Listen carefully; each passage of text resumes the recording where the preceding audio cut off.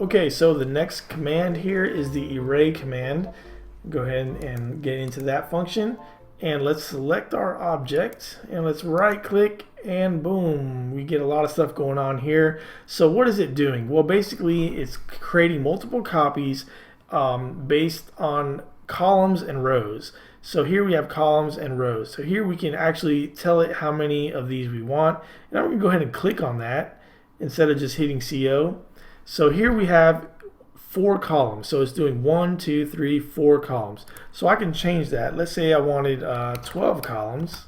So now it did 12 columns, and there it's saying the distance between the columns. What do you want? Do you want a different distance? So let's say, yeah, I want it to be, let's say we want it 20 feet apart. Enter.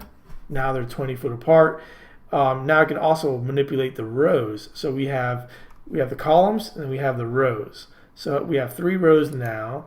So let's do, we want 5 rows.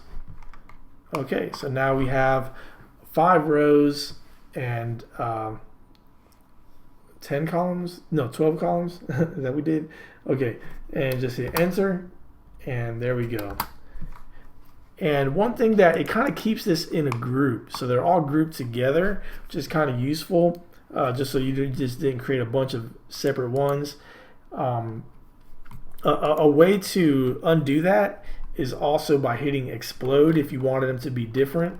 So if I hit explode or type in explode, enter, select these objects, right click, and now they're all individual.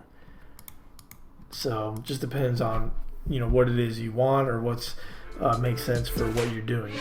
So that's how we use the array command.